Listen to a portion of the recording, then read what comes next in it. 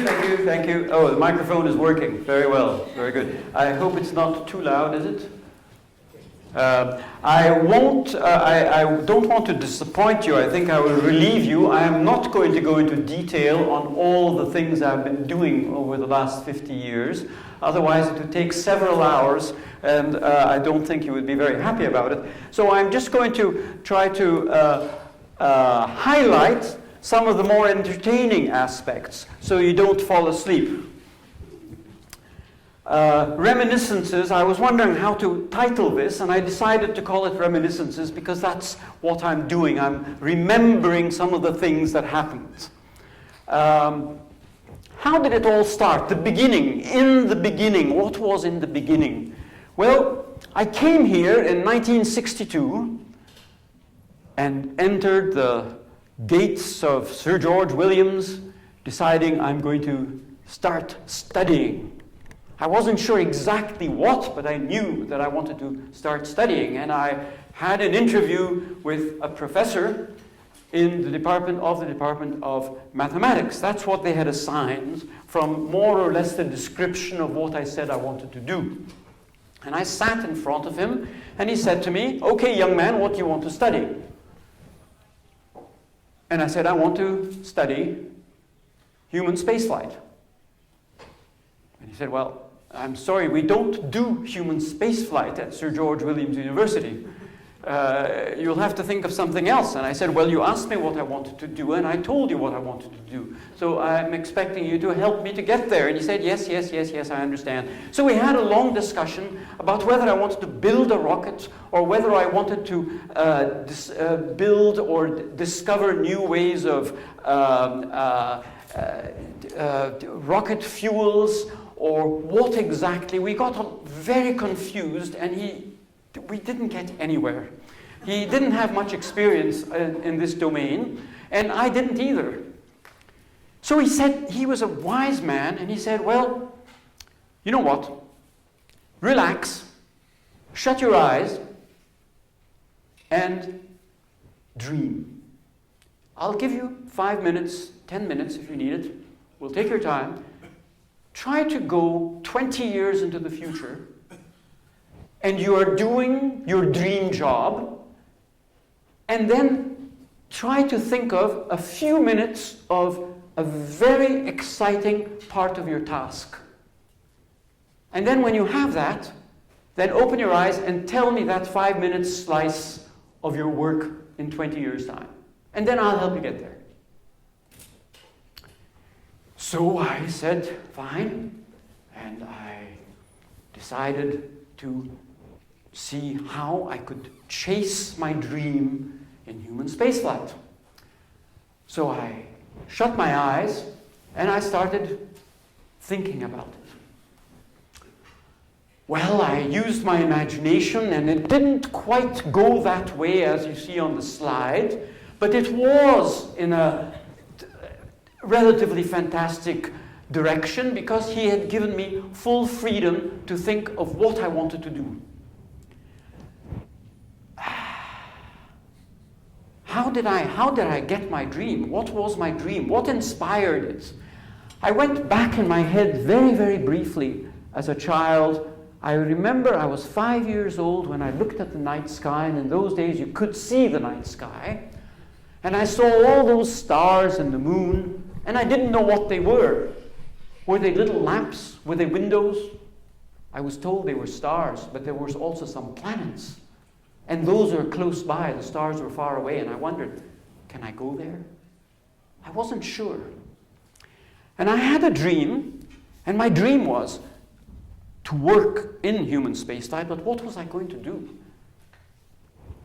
I had read a little bit Jules Verne. Those were the books, those are the days when one read a story, when one read some fiction, that one could sit down and say, well, maybe we can do it too. They were closer to reality, and that's what Jules Verne was able to do. He inspired not just me, but he inspired those who also inspired me later. There was Konstantin Tsiolkovsky. You may not have heard of him, but he was inspired by Jules Verne, but he went a step further. He tried to build some kind of a method of getting man into space. He didn't quite know how, but he did understand that Jules Verne's idea of building a long gun in the Earth. I don't know whether you're aware of how he was going to send some of his people to the moon, but he dug a huge hole in the ground, 300 meters, and it was going to be a huge gun with a lot of gunpowder and some other types of explosives that would accelerate an object all the way up to the moon. Fantastic idea. And actually, when you do some calculations, the idea was good, but those of you who are rocket scientists here, and I think there are a few, will have understood that it was not quite well developed. It would have been very difficult to have a long enough gun muzzle. It would have had to be more like 3 kilometers instead of 300 meters in order to accelerate the object. And by the time it had accelerated the object fast enough, probably the people inside it would have been squashed very uncomfortably and not survived. But the idea was there, and Jules Verne gave that idea, and others worked, and Konstantin Tsiolkovsky said, we're going to attach those explosives to the vehicle. Now, why do you need to do that? A car can move forwards, but it's pushing against the earth. The same with the train. The same with the ship, it's pushing against the water. An airplane is pushing against the air and using it to rise up. But in outer space, you have a vacuum. You can't push against anything. So you have to carry your own thing that you're going to push. And that's what the problem that Jules Verne was trying to solve, and that Konstantin Tsiolkovsky had a better idea. We would carry the explosives and try to control those explosions and push ourselves up in the vacuum. And these were people who also, I'm only highlighting a few, who wrote their own stories and dreams. And he even wrote his science fiction dreams of earth and sky. He liked to write those things as well as to develop his ideas and to actually start building and even tested some of his rockets. He wasn't the only one. There was Robert Goddard in the United States, who at the same time was also dreaming. He was also inspired by all these things happening, and he actually tried and succeeded in building some primitive rockets. And he postulated we can use a rocket to send a man to the moon. And the New York Times wrote, this man is a fool. He is categorically, absolutely a fool, because it's not possible. It's very sad that poor Robert Goddard died before his dream was realized. It's a few years after his death, 15 years after his death. And the New York Times published an apology. But it was a bit late. But Goddard was right. And there is one of NASA's centers are named after him. Then there was Hermann Oberth. Each country likes to claim their beginning and their invention of human spaceflight.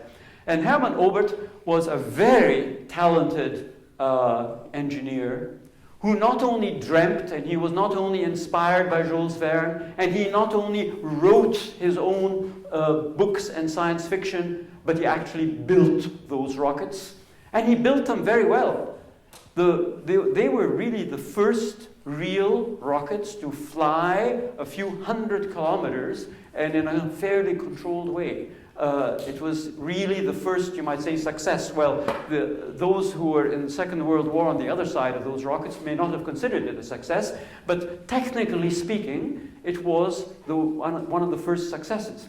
And in the early days, he was so interested in science fiction at the same time that he collaborated with Fritz Lang, one of the first and most famous German film producers, to make a science fiction film. And he wanted to launch a rocket at the premiere of the film.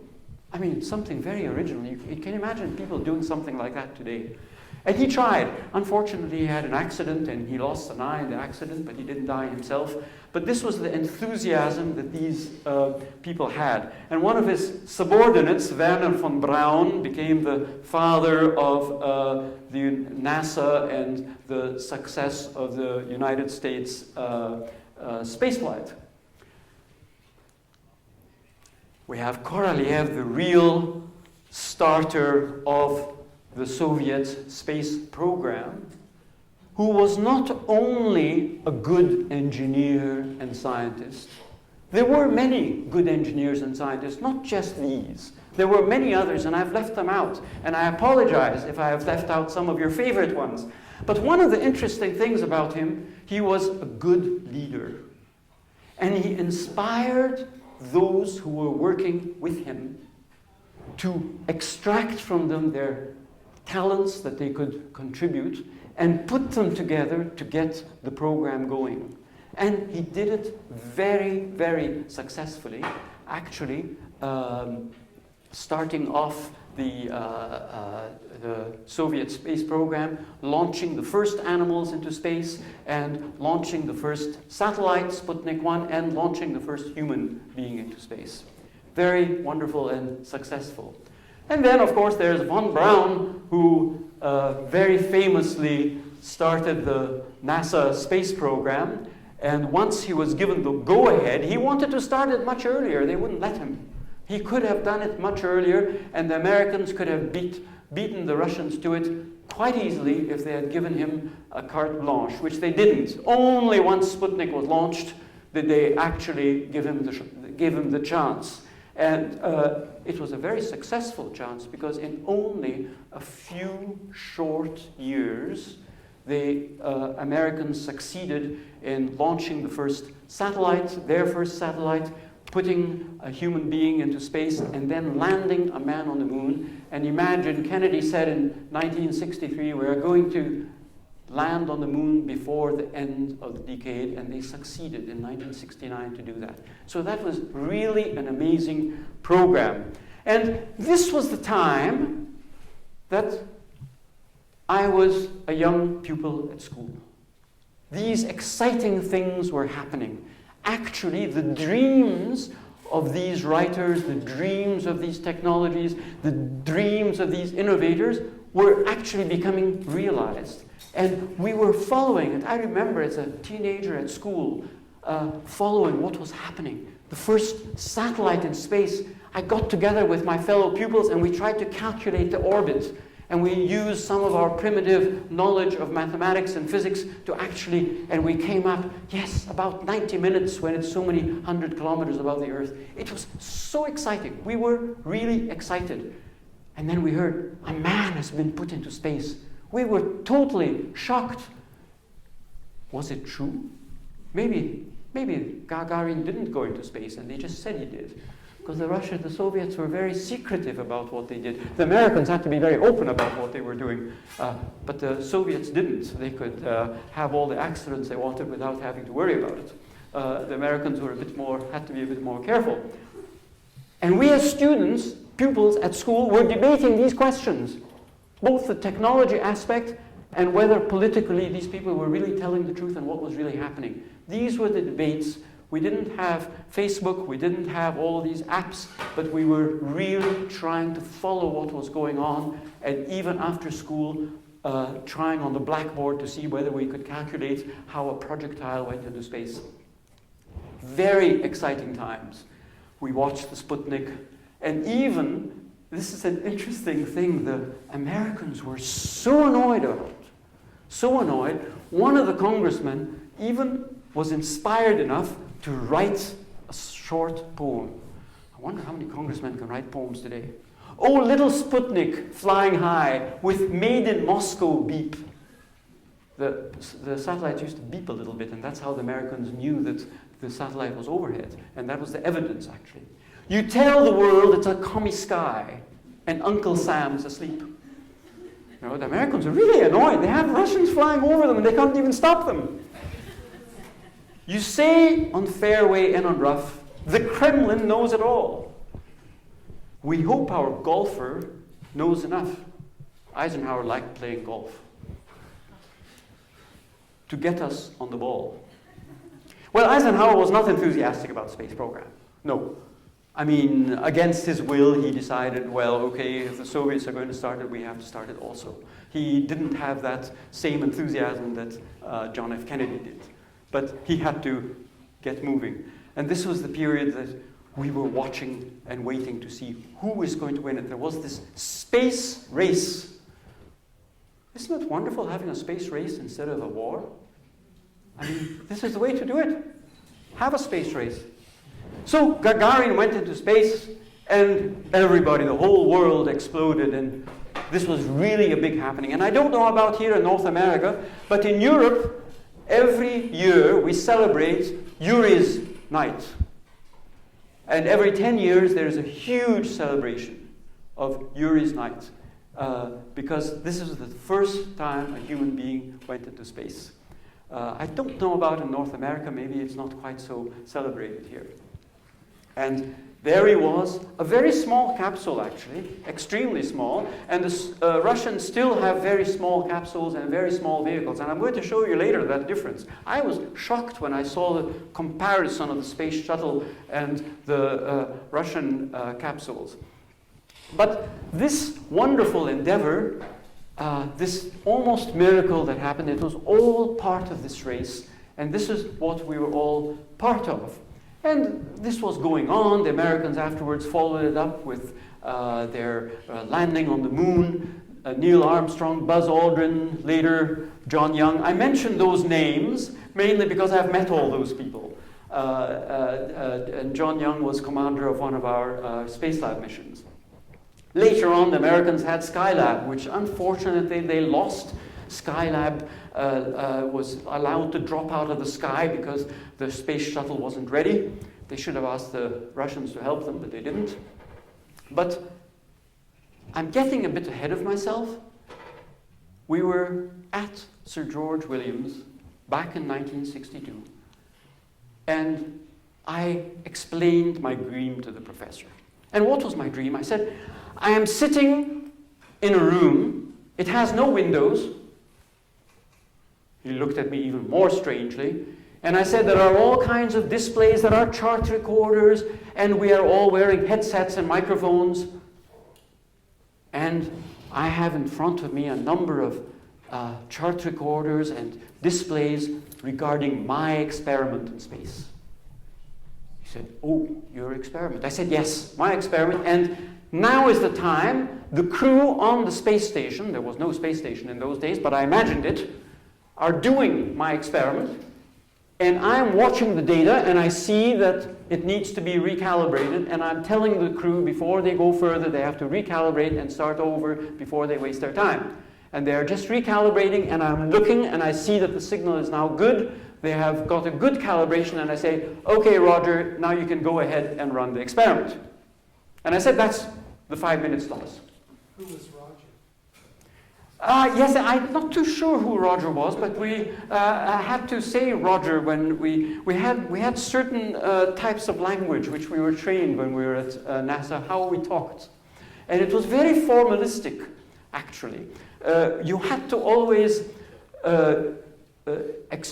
call the person who was on board by his number, PS1 or MS2, Payload Specialist 1, Mission Specialist 2, and then call your own self, which would be your experiment, but not by name. You had to use ES201, because there were so many hundred people on the loop, people wouldn't know who Jim Kass was. And it was very formalized. You didn't say, hi Ulf, how are you doing? Or hi whatever. You said ES201, PS1. The next step is, that was the way you were supposed to do it. And very different from, I'm digressing, but I may as well, very different from the way the Russians do it on the Mir station. When they call up, the Americans, we had 24 hours communication with the crew. 24 hours, continuously. I mean, it was amazing. And I was there, I had a 6-hour slice of time that I communicated. I was leading the European experiments. And when the Russians were doing the communications, they had a 10-minute period every 90 minutes. And you would think they would use the time. And I remember when I was collaborating there, we said, we have to give the crew a message, and it'll take us only 2 minutes. They said, wait, you'll get your 2 minutes, maybe. And then, hello, Vladimir, how are you doing? Yeah, I'm doing fine. How are your kids? Fine, fine, fine. How is the weather there? Oh, great, yes. You're having a birthday coming up. How are you going to... And I said, but this is getting crazy. We have our message. This would never happen with NASA. What's going on? And they continued, and the 10 minutes was over, and I couldn't get my message across. And I said, what have you done to us? You were only talking about your family and kids for 10 minutes. They said, yes, it took a bit longer than planned. But how about our experiment? He said, next time, wait another 1.5 hours. He said, these crew are there for 6 to 12 months. We aren't going to be so formalistic with them. We have to treat them like human beings. We know them, they're our friends, and this is the way we talk with them. And if your experiment suffers a little bit, it doesn't matter. You can try again. We are not using the time effectively. Value for money, every minute costs so many thousand. Well, the rest of them never thought that way. It was all paid by the state, and nobody thought about how many thousands of dollars a crewman costs per minute. He got paid just like everybody else did. Very different way. It was, you sit back and you say, I can't believe this. Something is very different. We're doing things differently. They're doing things differently. I'm not too sure which is better or which is worse. It's different. And we can learn from it. So I explained this to the professor, and he said, young man, the best thing for you to do is to study the basic philosophy for all of science and technology, and the main language that is spoken, and that is physics and mathematics. He said, with that, you can do most of what you want to do. Very wise man, and that's what I did. I studied mathematics and physics, and I graduated from Sir George Williams University with a bachelor's degree in this, and then I went on to the University of Michigan, Ann Arbor, beautiful place, not a typical American city. You can actually ride a bicycle everywhere. And we had our opportunities and challenges. I have to watch the time. I was going to say a few more stories there, but I think I'll have to cut them a little bit short. But it is not so simple to go from one step to another. One thinks, I just went to the University of Michigan and then went to the University of Leeds. It wasn't so simple at all. I remember when I had the opportunity to do my doctorate in England, the professor said to me, would you like to search for the building blocks of matter? I said, sure, I would. Would you like to be paid for it? I said, sure. He said, well, you have to. First, we'll test your eyes to see whether you can see in stereo. I'll tell you about that. You have to get your transcript, and you have to pay for your flight. Well, I went to university and asked them for my transcript, and they said, no way. You haven't paid your fees of the last term, you don't get a transcript. No money, no transcript. The University of Leeds said to me, no transcript, no entry. Well, no money, no transcript, no entry. What am I going to do? I tried to register, so I applied for a scholarship, and lo and behold, I got it. So I said, wonderful. The University of Michigan gave me a scholarship. They said, sure. I passed the requirements and I got a scholarship. I was delighted. I wanted to collect it, and they said, just a minute. You have to register. The scholarship is for your studies next year. I said, but I want to use it for something else. No, you're using it to study. So I said, fine, fine. So I went back to my department and I said, I just want to take some course or other so I get this scholarship, then I can get my transcript and fly over. They said, no way, we're not going to play that game with you. If you're really not going to be staying here, then you won't register for a course. I was lost, and that's when I went again to the Department of Mathematics. They were the good guys.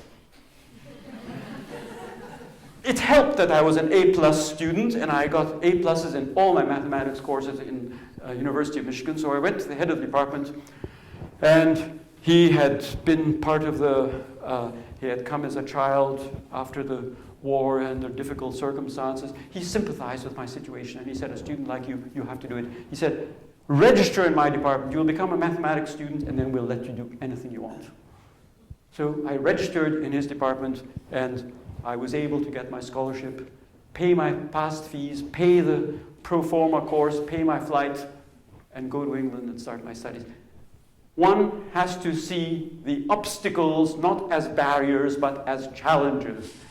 And if there are any students here who say we are having a big problem and we don't know how we're going to go forward, don't worry about it. That's just another challenge. Just rub your hands and say, how can I overcome the next challenge?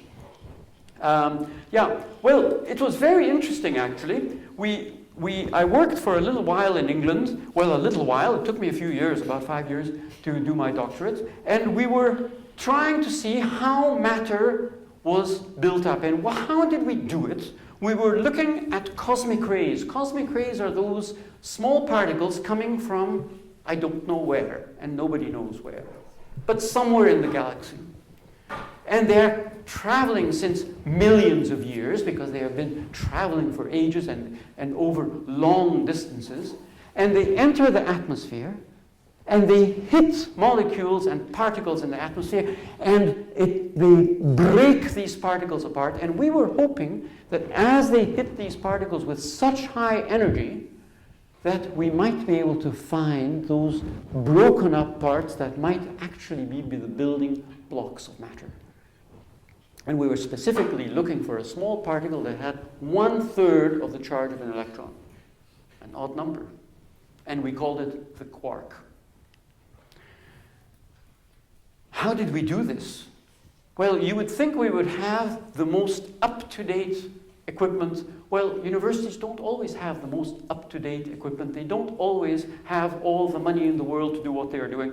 We did have enough money to build the biggest cloud chamber. What's a cloud chamber? When the cosmic rays come through, they break up the molecules, and if you expand the cloud chamber very rapidly at that point and lower the pressure and the temperature, you have condensation on these broken ions. And then you can see by the number of those droplets of water what the charge is, because it will be the square of the charge. And if you have 1/3 of an electron, you will have 1/9 of the charge, and you will see a big difference. So that was the detective kind of work we were supposed to be doing. And how did we do it? Well, we didn't use digital cameras. We didn't have them. And if we did have them, we wouldn't have used them. We would have used, and we did use, old-fashioned cameras. And how old-fashioned? We were able to get cameras used on the airplanes in the Second World War to take photographs of the ground. Yeah? They were great big cameras, 8-inch film. We used slow film. You all have nowadays cameras with 400 ISO or whatever it is. In those days, we used an ASA of 3 or 4, the slowest film you can think of. Why? Because you had such a fine resolution, about 10,000 times finer than any digital camera can give you. And these were the cameras we used. And how did we had to photograph them, and we needed a lot of light. Well, we went back to the World War II airplanes where they were carrying these capacitors, and we purchased almost a ton of capacitors. These were boxes of these capacitors, which we triggered all at the same time, and this tremendous triggering, which if you happened to touch it in the wrong position, you would have been blown off to the other end of the room, was able to offer enough light for this very, very slow film to take this very, very accurate pictures. And we were able to we had 3 or 4 of these, 3 or 4 pairs of cameras to analyze these tracks where you saw all kinds of dots, but when you looked at them in stereo, and that's where I needed stereo eyes, I would suddenly see those wonderful 3D images of these traces. Anyway, I won't tell you much more about that, but it was a very exciting time. We didn't find the quark. Otherwise, I probably wouldn't be here. I would be enjoying the wonders of having been part of a Nobel Prize team. But, well, not everybody is able to win those things. So, I was getting a little bit discouraged, however, because I worked on a couple of teams where building up the experiment took about 5 or 6 years, And then we started collecting the data, and I was beginning to think, if I do 1 or 2 more experiments, I'll be retired before I can get much more data. And I wanted to do something a little bit quicker, and I wanted to do something a little bit different. And I talked to my professor at the University of Mainz, and he was a very understanding person, another wise person I met. And he said, young man, I detect a certain amount of discouragement. And before we start looking for another grant for you, maybe tell me honestly, do you really want to continue in nuclear physics? I said, well, what else can I do? I'm a nuclear physicist. I can't do anything else. He said, of course you can. You have a physics degree. You have been able to do all these experiments. You are able to do anything. You don't have to just do nuclear physics. You have the fundamental tools. And he told me the same words that this mathematics professor had told me. He said, think out of the box.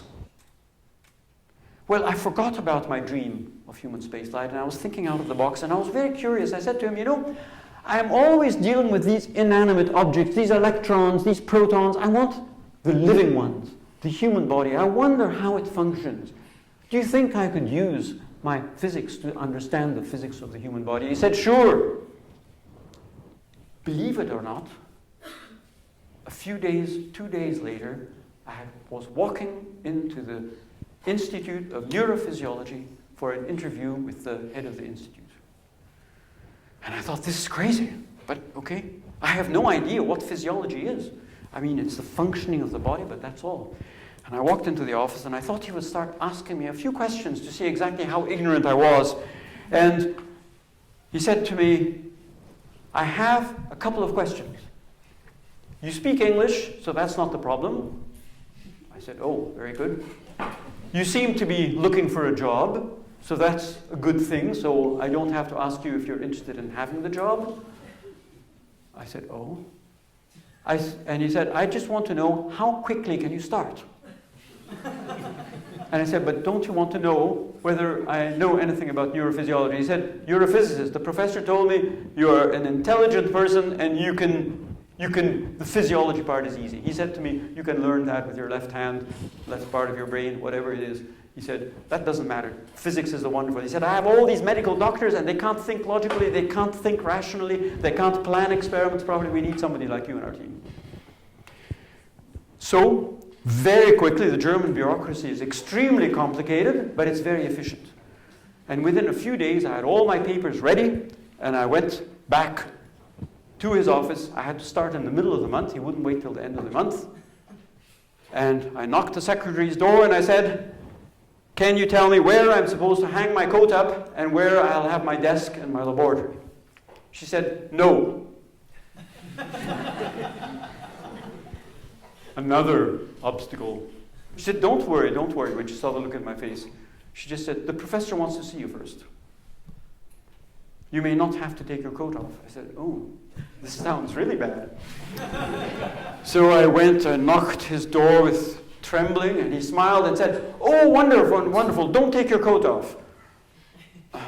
He said, I'll put my coat on, he said, and I'm going to take you somewhere. He said, yes, I'm going to take you to one of our labs. I said, but you said the labs were here in the building. He said, yeah, but I have a special lab. He said, I'm going to take the opportunity. And he looked out the window. He said, the weather was wonderful. I said, oh.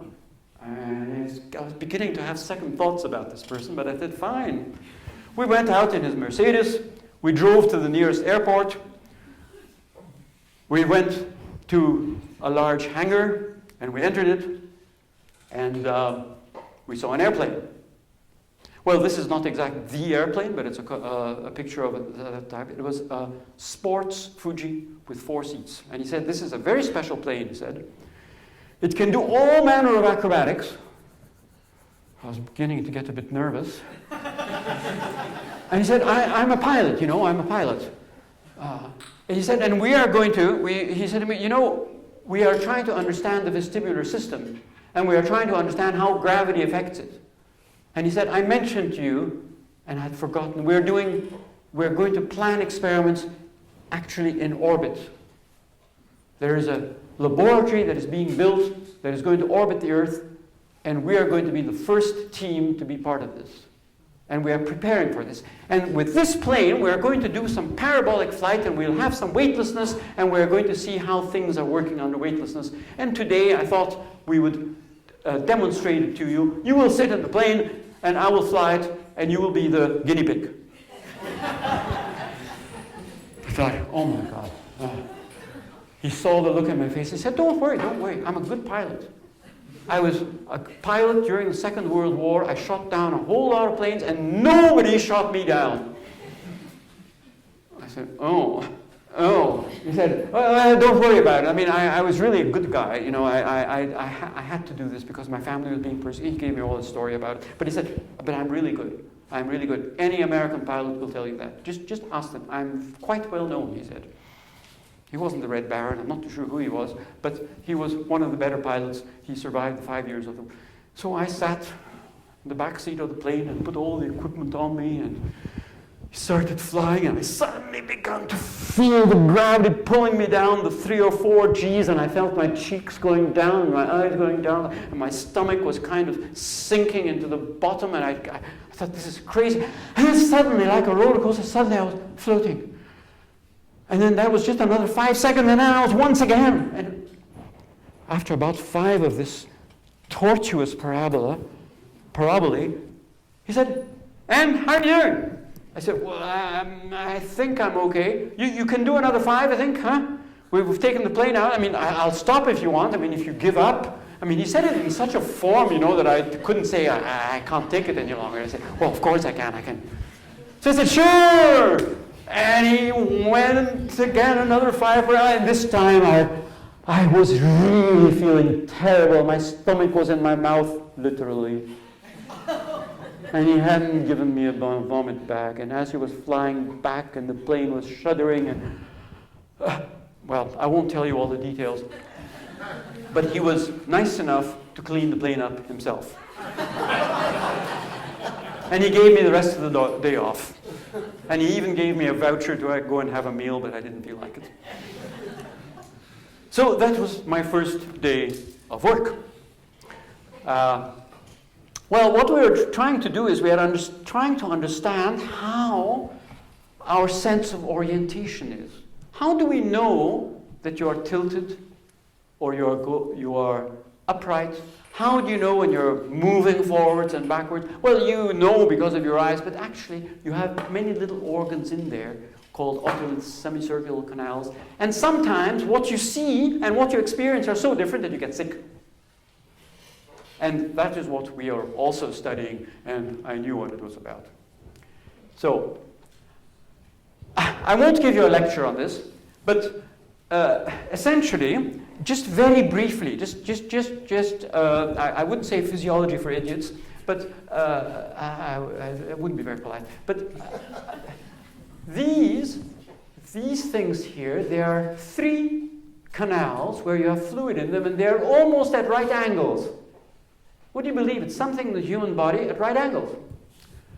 And they have some membrane there, and when you rotate, then the fluid kind of follows the rotation and presses on the membrane and gives a signal, and then you kind of know that you've rotated. And depending upon which rotation you have and the combination, these vectors will tell you exactly how you have rotated and what angle and at what speed and with what acceleration. But that's only the round movements, you know, the circular movements.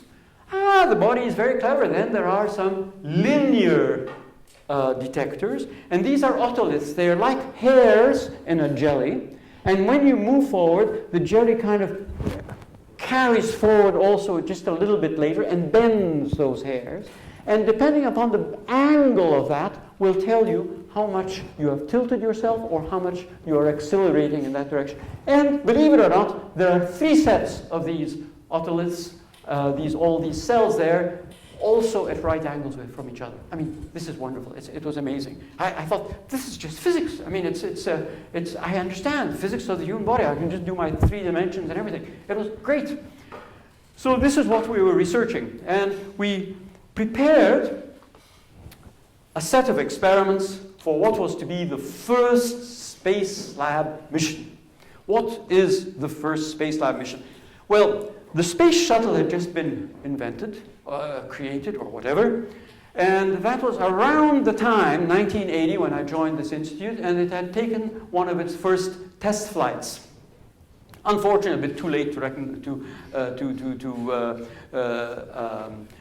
rescue Skylab, but it was not too late to put our laboratory. And our laboratory, the European Space Lab, it was a cylinder about 6 meters long and 2 or 3 meters in diameter with all kinds of racks of experiments in it. This was going to go piggyback on the space shuttle. And the space shuttle is huge. You could have put 3 or 4 of these things into it.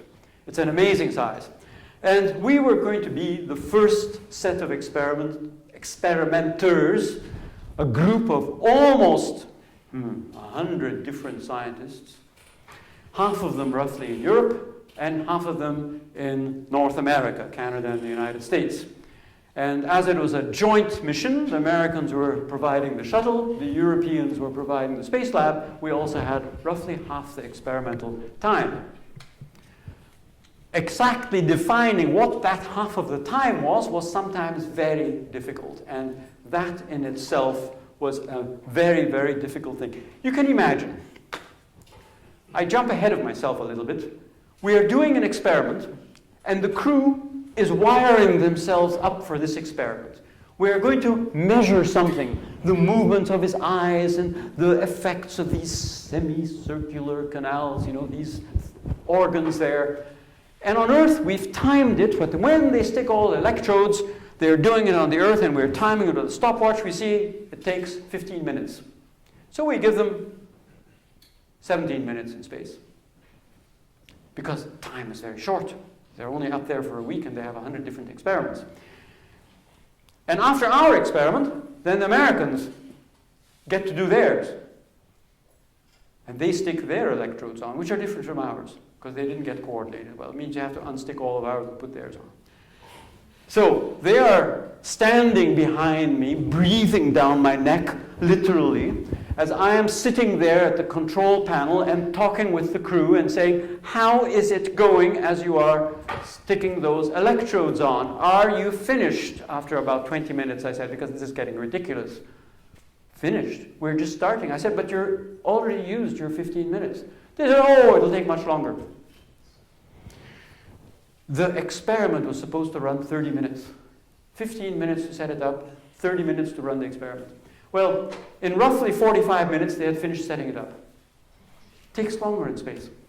So I remember the American principal investigator behind me said, okay, young man, tell them to remove all the electrodes, now we start our experiment. I said, no, you can't do that to us.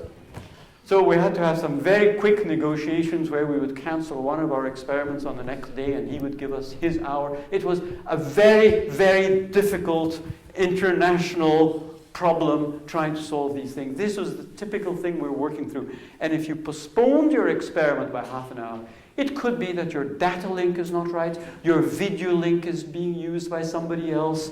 There were all kinds of complexities that had to be solved. And we didn't have that good communications between all the workers in the various buildings at NASA. And we had so-called runners in those days. A runner is a young man or a young girl with running shoes on. When you have filled out your form saying what you need, and it has to go through the various stations of data, of power, of time, or whatever, she takes it and she runs to the next floor and shows it to the person to get his approval or make the changes, and then runs to the next stage and runs to the next stage, and you hope it will be ready within a certain number of hours so you can put your change through. This is the way it worked. I was amazed. I thought they would have computers running it all. No, runners. Piece of paper and runners. That's how spaceflight was. You know, would you believe this? Yeah? Would you believe this? Yeah? Spaceflight with runners. You know, t-shirt, shorts. Yeah. This is not quite what is shown. You see these big rooms with all those screens. Yes, it's true. Those big rooms with all the screens do exist, but there are still runners running to these rooms. I'm not too sure about today, but at least until 20 years ago there were. We built a sled, a human sled, where we accelerated people to and forth. I won't tell you all the things because we had to try to compare these accelerations on the ground. And I remember once a journalist called me up and called our department up and said, we want to see this human sled that is going to go into Space Lab. And my professor said, yeah, Jim, that's your job. You see the journalist. I said, oh my God, another journalist. We had all kinds of journalists coming to us.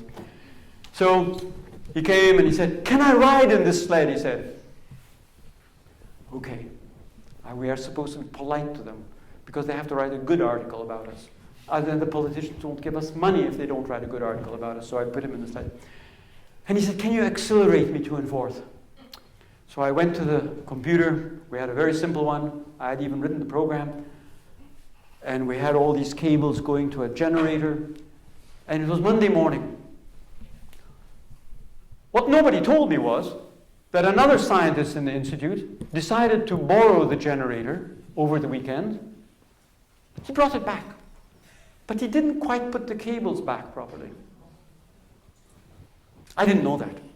So I pressed the button and I gave him 3 or 4 milli-G. It's a very, very little acceleration because we were just testing the thresholds of perception. And I pressed the button and I was thinking, shall I put all the safety, because we had a complicated helmet, shall I put all the safety in place? I will. I said, just do, so that he'll see what it's like. It's at slow speed, it doesn't matter, but I'll do it. Fortunately, I pressed the button. And the sled took off with about 3G and went all the way to the end and crashed into the end. Fortunately, we had all kinds of pneumatic barriers, etc. I thought, oh my God, what has happened? I opened the helmet and I said, are you okay? He said, yes. He said, you didn't quite warn me about this. I said, yeah, well, I was just testing our safety system. You see, you're not hurt, are you? He said, no, he said. Do you really want some more? He said, yeah, I want to understand. So this time I decided to lower the acceleration by a factor of 10 to be absolutely sure. What I didn't realize that the cable he had plugged it in, whenever you lower something, increases it instead. So when I pressed the button again, this thing took off almost like a rocket, and I've never seen it going so fast. He was dazed at the end of it, and he said, I think that's enough. That's enough. Thank you very much. I think I'll leave now. And I got rid of him very quickly. There were some close calls. We had to try to figure out, we were trying to have the subjects in there decide and tell us what their feedback, what was happening. And when you are blindfolded and being accelerated very slowly, you may not know that you are moving forwards. You may think you are tilted. And this was one of the big problems that airplane pilots had when they were taking off from an aircraft carrier. Because they were taking off so quickly, you have all kinds of methods of helping to accelerate, that they got the feeling that they were tilting backwards, because accelerating and tilting gives the same signal. And therefore they lowered the plane to correct for it, and they ended up in the water, which was a fatal accident. And this was happening more often than was expected. Nobody could quite understand why these pilots, these experienced pilots, couldn't take off from an aircraft carrier until they finally began to analyze these vectors and the illusions that one has. So these were the kinds of things we were trying to analyze. It wasn't just child's play. And I remember I had to put subjects in there, but when they saw the room and they saw the sled, immediately they said, yes, we're going forwards and backwards. They sometimes got it in the wrong frequency, but they said that, and I didn't like that. And I wanted to do my experiment cleanly. So we had to do all kinds of things. I remember the subjects would come, and finally I had my methodology. I wouldn't show them the sled. I would tell them they had to be blindfolded, and I'll take them blindfolded to the laboratory. And I didn't take them directly to the sled room. I took them to the elevator, took them downstairs, took them out of the building, went for a walk around the building, and finally said to them we were going into a huge cavernous cellar of 10 meters high and 20 meters diameter, and that's where our equipment was. And I calmly took them back upstairs to the room where the sled was and put them in there. And then I asked them, when I accelerated them, what is happening? And then I got all kinds of interesting answers. We are on a swing, we are doing something strange. They couldn't tell what it was, what was really happening. And this is what we were trying to understand. It was very interesting. We had a special helmet to measure everything. And then we did, of course, our parabolic flight. Oh dear, we're running out of time. I think I'll have to move forward. We had speeding. We rented an ambulance. Well, we didn't rent it. We got it. The company gave it to us for nothing. And we would go to the airbase, and before the airbase was being used, we would accelerate with this ambulance and then brake and then measure all kinds of signals. We have to do this at 5 or 6 in the morning before the real traffic on the airbase would start. So we had all kinds. We did work underwater, and I had to do my scuba diving in order to be able to do this and to try to measure our senses of orientation, blindfolded, spending some hours underwater. And you had to have tubes carrying the bubbles away so you wouldn't get the feel of the bubbles of air that are coming out, what direction they're going. There are all kinds of things we had to take care of. And yes, I have this also. This is our vestibular helmet. I won't go into detail, but this is what the poor people were wearing. And you can imagine when you are crashing somewhere, and you are crashing at the end, and that thing is... And I had to do... The European Space Agency said they wouldn't accept that helmet in the Z position. In other words, if I'm lying down and accelerating with my head in that direction, they said it might break your neck. And we had to actually do this with a high-speed camera, and then I went to the European Space Agency, and I had to volunteer myself as a subject because nobody else, and I had to sign all kinds of documents that I wouldn't hold anybody responsible to demonstrate that we could accelerate with full speed, because I knew that journalists had succeeded, and I realized I would survive as well. Well, in the Z direction, I did get a bloody eyebrow, but that was all. I did survive. So it did help with that journalism. And this was one of our sleds. This is the one we had at NASA that they built to replicate, and this is the person wearing the helmets.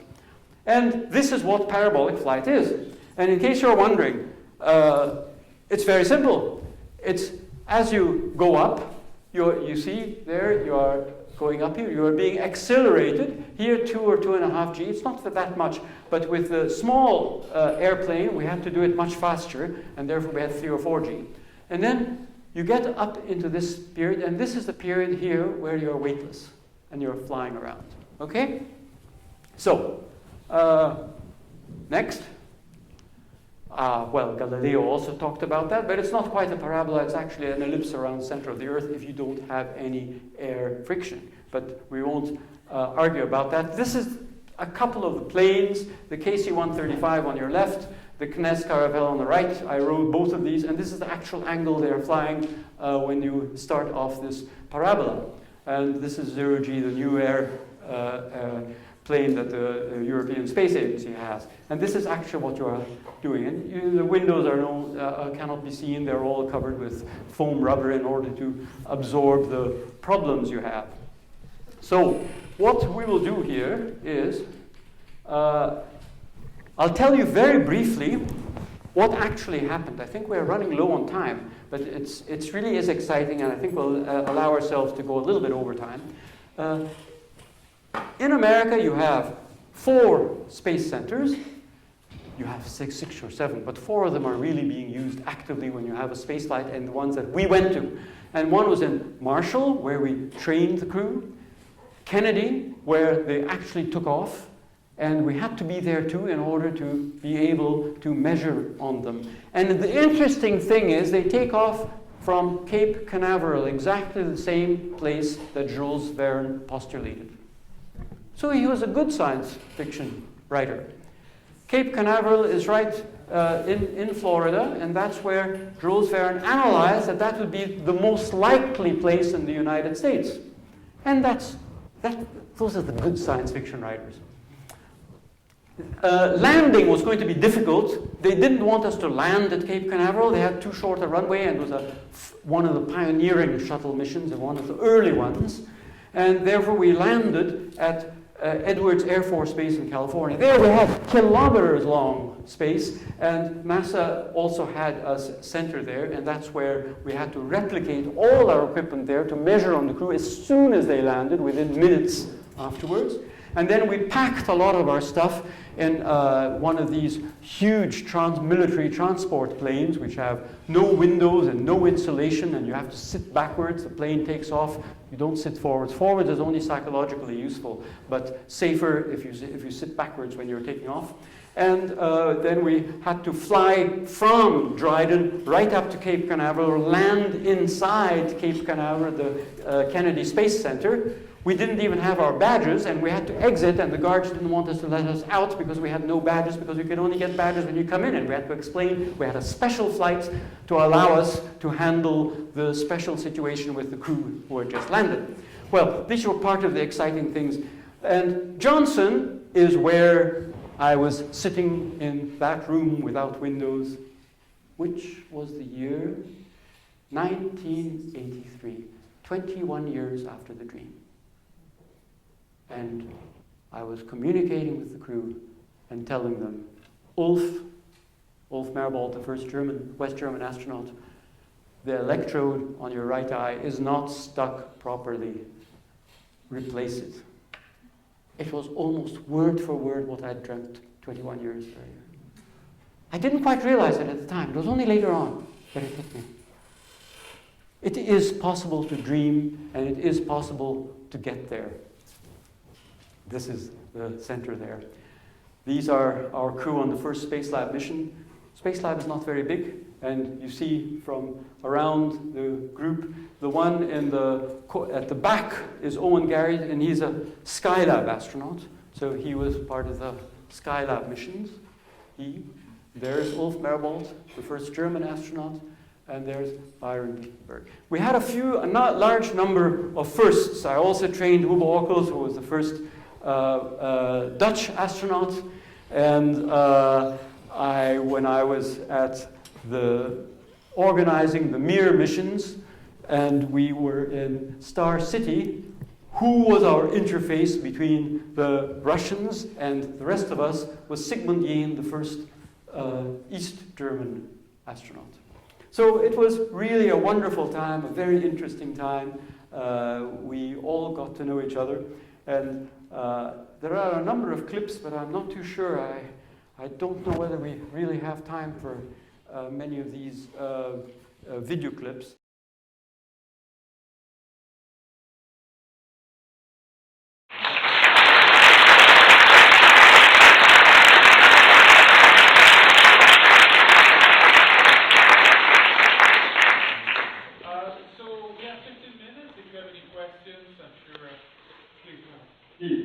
Are you going to say something about the Mars flight? Yes, I was going to say something maybe I will tell you very briefly, ask you a question. The question was about Mars.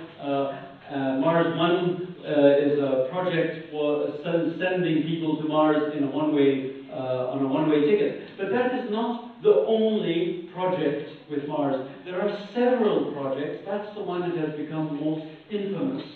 But there are others, sending a crew to orbit Mars first and then come back. And there are future ideas of sending crew there and bringing them back. And it's only the Mars 1 project, of which I'm an advisor but not a proposer, that proposes to send crew on a one-way ticket. And I have to admit that I'm not very enthusiastic about it. And I don't try to persuade anybody to get on board, but I have attended a few Mars 1 events.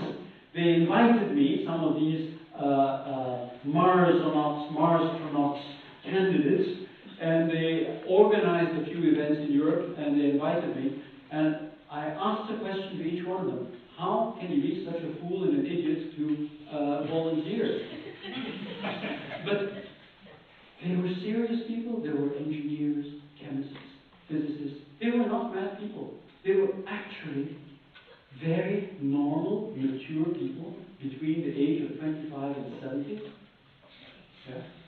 And with a lot of worldly and otherwise experience, quite well educated. I was quite surprised. I really And I'm still surprised, because I certainly wouldn't want to go there myself on a trip. I would be hesitant to go there on a return trip, because I wouldn't be sure of coming back. I mean, the distances are huge. 400 million kilometers. I mean, when you get there, the Earth will look like a dot. And psychologically, it's not clear whether you would survive thinking of that Earth as being a dot and knowing when you are moving in that direction, you can't stop and you can't turn around. You are just taking the momentum, and if anything goes wrong when you get there, if you ask for help, it will take 2 years till they send the next vehicle to give you your ersatz parts. I mean, this is crazy. I mean, even if you were planning a return trip, it's not that simple. It's not like what you see on the films and in the movies. It's not so simple. We can't do things so quickly. And this is only Mars. It's our closest planet. And that's only 400 million.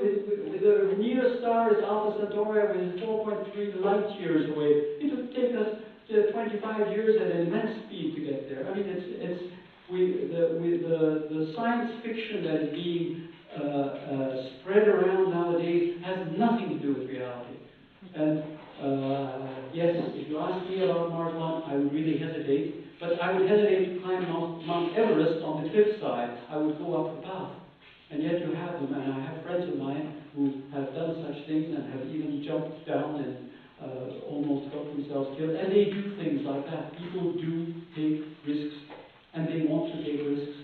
I wouldn't want to myself, but I wouldn't do it here on Earth. So it's very difficult to understand, really, but many people do like to take risks. Yes? There's a question up there. Yes, so if you take 5 minutes today and you try to have a dream, what would it be? Very good question. I do have a dream. And my dream has been, recently, not to do with spaceflight. Not to do with spaceflight. I see problems here in the world where people are not getting along with each other, where countries are threatening each other and trying to fight each other, and I would like them to learn some lessons from the past and learn some lessons of how to do things and not to make the mistakes of the past and not to repeat them at huge cost. And this is my dream, and this has been my dream, and I've been trying to spread it. And lo and behold, on Monday, I was invited to the European Commission as part of their training week, and I did a 3-hour, a 1-hour presentation, and a 2-hour workshop on how to learn lessons and not repeat the mistakes. And I tried to tell them, history repeats itself because nobody was listening the first time. A mistake is something that should only happen once, and you don't have to do the same mistake that somebody else did. And we only have to read what the Romans did, and what Borgia did, and what Machiavelli wrote, and what happened with the fiascos of Napoleon, and we don't have to have all these problems we have today if we would look at history and look at the past and try to learn instead of trying to win elections. And I'm very pleased that at least the first little part of this dream is beginning to come true. Maybe I can help a little bit. I don't know.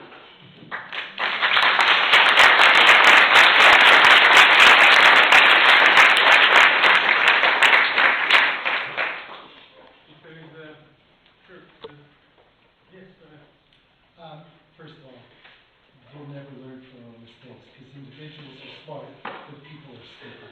So, end of story. Did you have any involvement with Apollo 13? Because if you did, I have a question about it. Very little, except that my boss was in the ground control at the time, and he told me, actually, it was very, very interesting, because he told me that the average age of those at the mission control who worked and solved on the problems was 26 years old. I couldn't believe it. And he showed me pictures of himself being one of those people. So in that sense, yes, I've known some crew in Apollo, but the Apollo 13 mission itself, I didn't have much to do with it. But you can try the question. I'll try the question, and I don't know if the answer is the science answer or it's Hollywood and that's why they did it. If I remember correctly, and I was only 10 at the time, 12, when the spacecraft came in, it was very shallow. So they were afraid of its kicking off the atmosphere, but shallow at that height, at whatever it comes in at, Mach 25, 30, whatever it is, it should have been thousands of miles off course. Except in the movie, they show it landing from an aircraft carrier.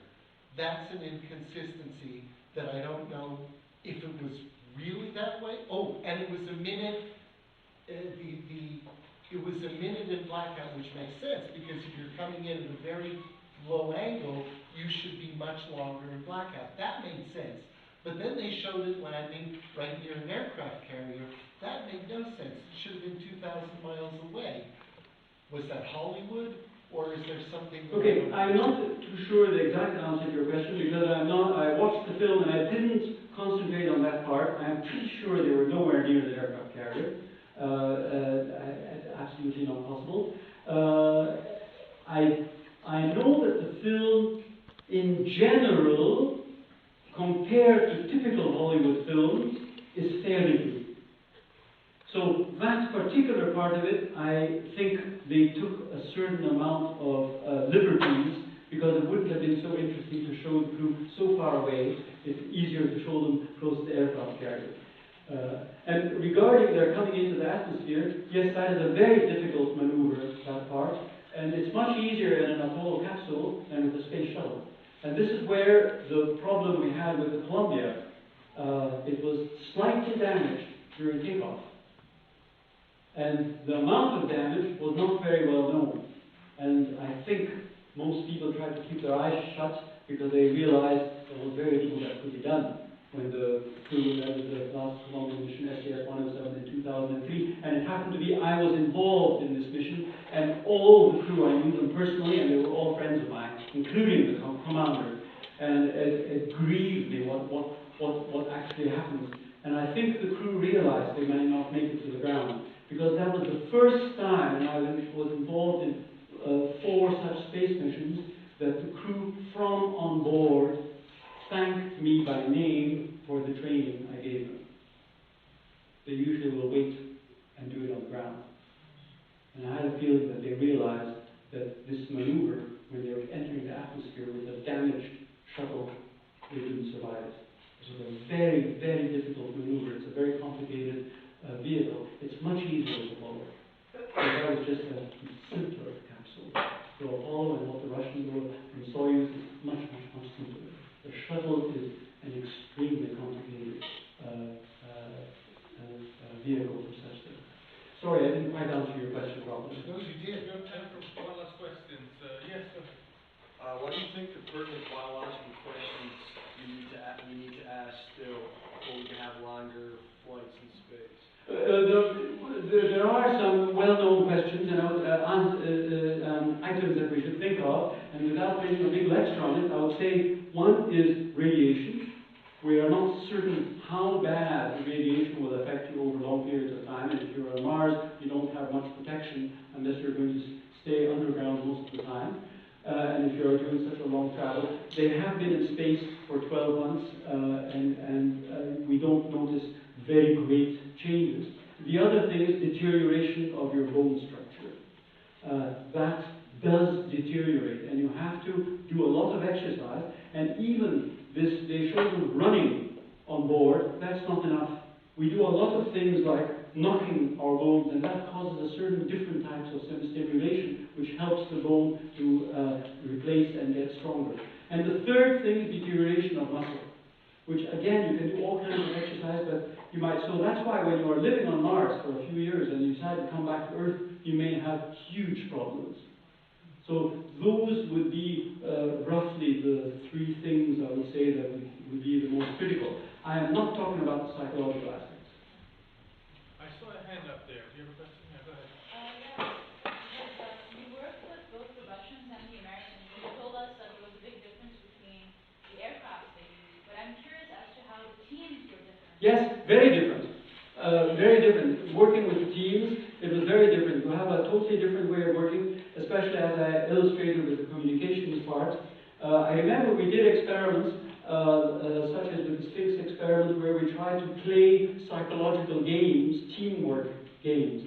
And we tried to play one auctioning, competing game, which is very typical North American type of psychological game. You have a limited amount of artificial money to buy certain things, and you have to auction those things to see how much you can pay, and then still build what you are trying to build and win the game. And we played this game with the Russian teams, and the auction went very badly. They immediately, without raising the prices, divided all the things up between themselves without having. And I said, what's going on? And they said, well, why auction it? We just talked to each other over coffee and decided you take half and you take half. Very simple. So even the group psychology games that were played didn't work. So there are big differences. I can't go into all the differences, but yes, we did notice you have to get to know somebody personally. You have to drink a certain amount of vodka to get along. There are many things that you have to do, and once you have formed the right relationship, then it works. But otherwise, you can have, there are all kinds of hierarchical, that would be a lecture in itself. All right. So if you want to join us, and if you have more questions for Jim, you can join us through that door. There's some coffee waiting for you. Otherwise, I just would like to thank you for coming today, and of course, Jim Kass has been really wonderful.